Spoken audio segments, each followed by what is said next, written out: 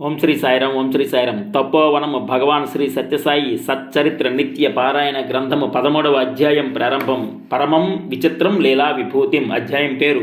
ఇందులో 3 important topics. Number 1 విభూతితో cancer మాయం. Number 2 Assam ఆదివాసి నాయకునికి ఆరోగ్యం. నెంబర్ 3 పరమం విచిత్రం లీలా విభూతిం.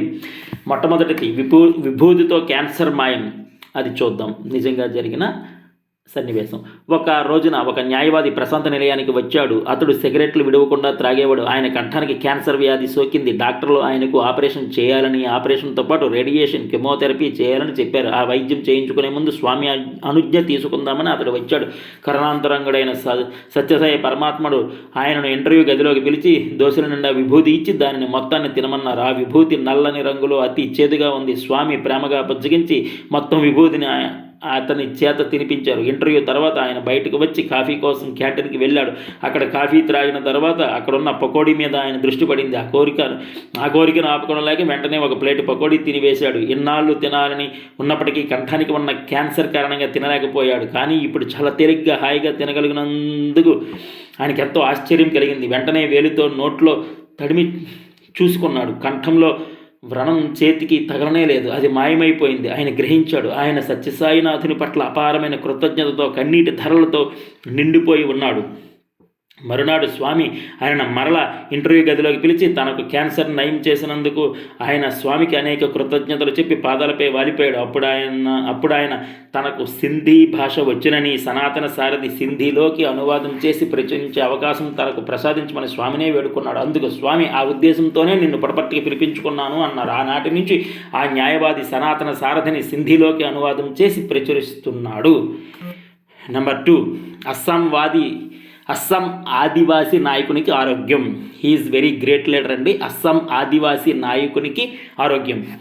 అస్సాం రాష్ట్ర విభజన ముందు, అంటే ప్రస్తుత అరుణాచల్ ప్రదేశ్లో ఆదివాసుల జనాభా అధికంగా ఉంది. వారంతా అస్సాం ప్రజలతో కలిసి ఉండక గొరిల్లా యుద్ధం జరుపుతున్నారు. ఆ రాష్ట్ర ప్రభుత్వం ఆ ఆదివాసులను భారతీయులుగా కలుపుకోవటం కోసం ఎన్నో ప్రయత్నాలు చేస్తూ ఆ ప్రాంత అభివృద్ధి కోసం కోట్ల ధనం ఖర్చు పెడుతూ హాస్పిటల్స్, రోడ్లు, పాఠశాలలు ఏర్పాటు చేయడం వంటి అభివృద్ధి పనులు చేయసాగింది. అయినా ఆ ఆదివాసులు అంగీకరించడం లేదు. అటువంటి పరిస్థితుల్లో ఆ ఆదివాసి తెగ నాయకునికి అంతుపట్టని వ్యాధి ఒకటి సోకింది. ప్రభుత్వం అతనికి ఎన్నో రకాల వైద్య సహాయం అందించింది. కలకత్తాలో పెద్ద హాస్పిటల్లోనూ, ఢిల్లీలో పెద్ద హాస్పిటల్లోనూ అతనికి పరీక్షలు చేయించారు. కానీ ఏమీ ఫలితం కనిపించలేదు. అతడు ఎటువంటి ఆహారమో తినలేకపోయేవాడు. తిన్న తిండి అరగక వాంతుల రూపంలో బయటికి వచ్చేది. ఇంకా ప్రయోజనం లేదని అందరూ నిరాశ చెందారు. ఆ సమయంలో అతడి హోమ్ సెక్రటరీ అయిన శ్రీ రాజావారికి అతనిని శ్రీ సత్యసాయి భగవాన్ దివ్య సన్నిధికి తీసుకుని వెళితే బాగుంటుందనే ఆలోచన వచ్చింది. అందుకే భారత ప్రభుత్వం అనుమతి కోసం దరఖాస్తు చేశారు. చివరికి ఆ తెగ నాయకుడేగాక మరొక 28 మంది కలిసి ఒక జట్టుగా ఏర్పడి భారత దర్శన్ అనే యాత్ర పేరుతో పుటపర్తికి చేరుకున్నారు. భారత దర్శన్ పుటపర్తిలో దర్శనం కోసం కూర్చున్నప్పుడు స్వామి సరాసరి వారి దగ్గరికి వచ్చి ఎక్కడి నుంచి వచ్చినారు అని ప్రశ్నించగా తాము అస్సాం నుంచి వచ్చినట్లు ఆ సెక్రటరీ జవాబిచ్చారు. గో ఇన్సైడ్, లోపలికి వెళ్ళండి అన్నారు స్వామి. వెంటనే అందరూ బిలబిలమంటూ స్వామి ఇంటర్వ్యూ గదిలోకి పరుగు వంటి నడకతో వెళ్లారు. స్వామి దర్శనమిచ్చి ఇంటర్వ్యూ గదిలోకి వచ్చి హస్తచాలనంతో విభూతి సృష్టించి ఆ తెగ నాయకుడికి ఇచ్చి తినమని ఆదేశించి తమ సింహాసనంపై కూర్చున్నారు. ఏమీ ఎరగనట్లు స్వామి ఎట్లు వచ్చారు అని అడిగారు. ఆ సెక్రటరీ తమ దర్శనం కోసం వచ్చాము. ఈ నాయకునికి కడుపులో ఏదో సమస్యగా ఉన్నది.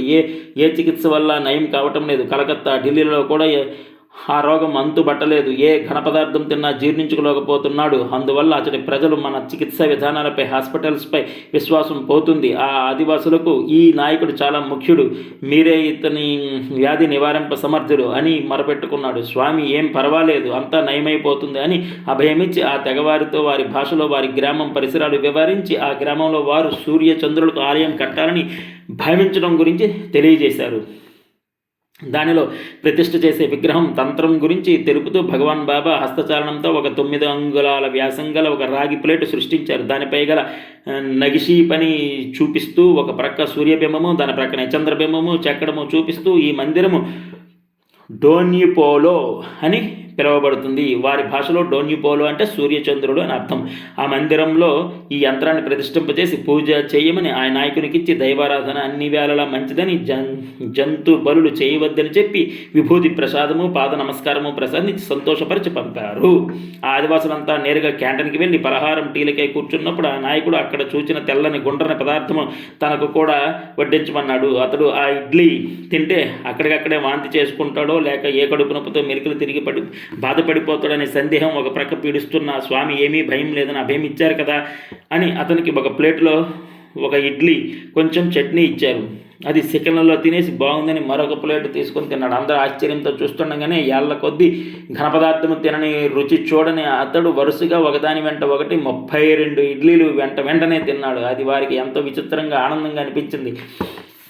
ఈ బాబా సామాన్య వ్యక్తి కాదు. కొద్దిపాటి విభూతితో ఏళ్ల తరబడి బాధపడుతున్న నన్ను నిమిషాలలోగా రోగ విముక్తిని చేశారు. ఈయన సాక్షాత్ భగవంతుడే. మన గ్రామంలో కడుతున్న మందిరం గురించి చెప్తూ మన ఇష్ట దేవతలైన సూర్య చంద్ర ప్రతిబింబంను సృష్టించి ఇచ్చారు. మనం ఆయన నిర్దేశించినట్లు నడుచుకోవాలి అని అతడు తన బృందం వారిని ఆదేశించాడు. సత్యసాయినాథుని హేతుకమైన దయకు ఈ సన్నివేశం ఒక చక్కని ఉదాహరణ.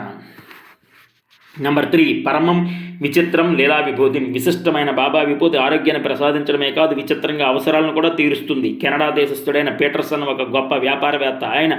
ఆయన తన వ్యాపార పరంగా ప్రపంచమంతా పర్యటిస్తుంటాడు. ఆ విధంగా ఒక పర్యాయం పీటర్సన్ భారతదేశం వచ్చినప్పుడు ప్రొఫెసర్ భగవంతం గారి కుమారుడైన డాక్టర్ బాలకృష్ణను కలిశాడు. బాలకృష్ణ ఆయనను తన ఇంటికి ఆహ్వానించారు. దేవాలయం వంటి వారింట్లో పూజా వేదిక మధ్య సింహాసనంపై అమర్చి ఉన్న స్వామి అందమైన ఫోటో ఆ పీటర్సన్ మహాశయుడు చూశాడు. చిత్రంలో ఉన్న దివ్య పురుషుడు ఎవరని ఆయన అడిగారు. అప్పుడు బాలకృష్ణ వారితో బాబా గురించి, బాబా దివ్యశక్తుల గురించి, బాబా కరుణా ప్రేమల గురించి, మానవ జాతిని ఉద్ధరించడానికి సాధు సత్పురుషుల ప్రార్థనపై బాబా అవతరించిన తీరు గురించి వివరించి చెప్పాడు. అది విన్న పీటర్సన్ చాలా సంతోషించి ఈ గొప్ప యోగి పొంగవుని నిరంతరం జ్ఞాపకం ఉంచుకొనడానికి గుర్తుగా ఏదైనా చిన్న వస్తువుని ఇవ్వగలరా అని అడిగాడు. బహుశా ఫోటో వంటిదని ఆయన అభిప్రాయం. భగవాన్ బాబాను స్మరించుకొనడానికి బాబా విభూతి అత్యంత విలువైనదని భావించి బాలకృష్ణ ఆయనకు విభూతి పట్లం ఒకటి ఇచ్చారు. పీటర్సన్ ఆ విభూతిని చూసి, బూడిద, ఈ యోగి పొంగవుని స్మరించుకోవడానికి నీవు నాకు బూడిద ఇస్తున్నావా అన్నాడు. అప్పుడు బాలకృష్ణ ఆయనతో, ఇది బూడిద కాదు, దివ్య విభూతి. దీని విలువను అంచనా వేయలేము. ఇంక ముందు ఎప్పుడైనా గొప్ప కష్టంలో ఉండి ఈ స్వామి అనుగ్రహం కావాలనుకుంటే ఈ విభూతిని కొంచెం నోట్లో వేసుకుని బాబాను ప్రార్థించు అని చెప్పాడు.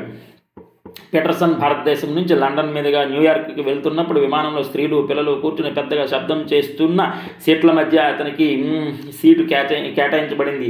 అది అతనికి చాలా అసౌకర్యంగా అనిపించింది. విమానం లండన్ చేరుకుంటుండగా అతనికి ఉన్నట్టుండి ఒక్కసారి విభూతి గురించి జ్ఞాపకం వచ్చి అతడు వెంటనే పొట్లం తీసి విభూతి కొంచెం నోట్లో వేసుకుని లండన్ నుంచి న్యూయార్క్కి వెళ్ళే మిగతా ప్రయాణంలోనైనా తనకు అనుకూలమైన మరొక సీటు ఏర్పాటయ్యేలా చూడమని బాబాను స్మరించి ప్రార్థించాడు. అత్యంత ఆశ్చర్యకరంగా కొద్ది నిమిషాల తర్వాత లండన్ విమానాశ్రయంలో తన పేరు పెట్టి లౌడ్ స్పీకర్లో పిలుస్తూ తనను విమానాశ్రయంలోని ఆఫీస్కి వెంటనే రావాల్సిందిగా చేసిన ప్రకటన వినిపించింది. పీటర్సన్ సందేహంతో నిదానంగా ఆఫీస్కి వెళ్ళాడు.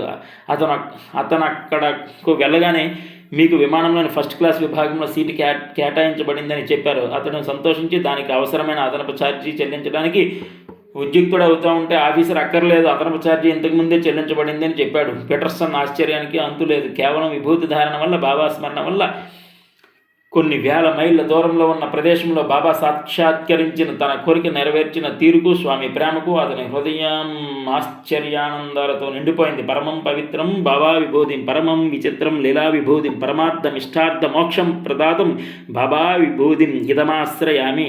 ఆ ప్రేమమూర్తికి శతకోటి ప్రణామాలు. ఓం శ్రీ సత్యసాయి పరబ్రహ్మణే నమః. Love all, serve all, help ever, hurt never. Survey జన సుఖినో భవంతు, లోకా సమస్త సుఖినో భవంతు. ఓం శాంతి శాంతి శాంతి. సక్సెస్ఫుల్లీ 13th చాప్టర్ 13వ అధ్యాయం కంప్లీటెడ్. Thank you.